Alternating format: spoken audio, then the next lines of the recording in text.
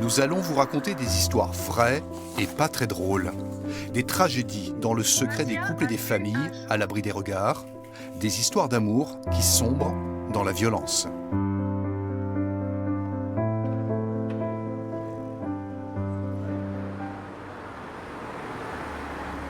La loi est très claire. Les violences conjugales sont des circonstances aggravantes. En principe, les conjoints violents sont lourdement condamnés. Dans la réalité, c'est totalement faux. Je veux dire, un mari violent, un homme violent qui frappe sa femme, sa compagne, son ex-compagne, il prenait beaucoup moins que la personne qui frappait quelqu'un dans la rue. Parce qu'il fait moins peur à la société, en réalité.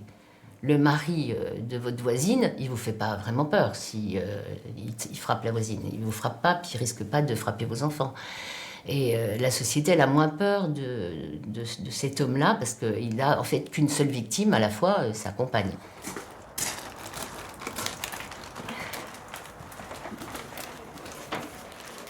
Et vous craignez qu'il vous retrouve aujourd'hui encore?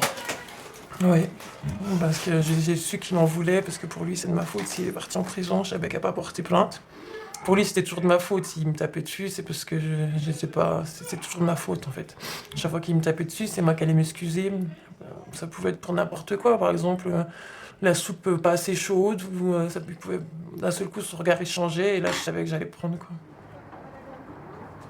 Nous ne révélerons pas l'adresse exacte de ce refuge. Ici, la protection des femmes et de leurs enfants est une règle d'or. Parfois, dans des moments de séparation difficiles, les maris, les ex-compagnons peuvent suivre leurs femmes et puis chercher à les retrouver. La rupture n'est jamais simple. Et donc, elles doivent pouvoir être sécurisées dans un lieu qui reste confidentiel. Je me sens encore pas d'aller dans une structure normale pour travailler. D'accord. Parties de chez elles en urgence ou sorties de l'hôpital, elles doivent surmonter le traumatisme, se reconstruire, chercher un emploi, multiplier les démarches administratives, judiciaires, trouver une école pour les enfants. Sur le long terme, on estime que 50% des couples se reforment.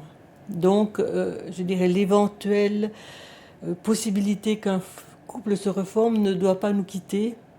On doit laisser les personnes mûrir leur situation, réfléchir et vraiment savoir quelles sont leurs décisions. Marie s'est installée à Besançon. L'association Solidarité Femmes lui avait conseillé de quitter son compagnon. Mais c'est sa fille qui lui a sans doute sauvé la vie.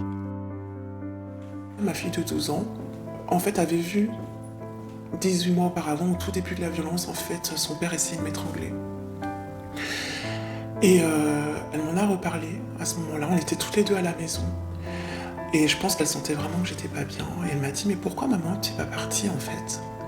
Tu me dis toujours qu'il faut être forte, qu'il faut dire non. Je dis, mais maman, enfin, la prochaine fois que ça se passe, tu pars. Tu penses pas à moi, tu pars. On s'est englué dans un truc qui nous échappe. Et puis dans une image qui nous correspond en fait, dans quelque chose qu'on nous renvoie. On est une mauvaise personne, on mérite ça.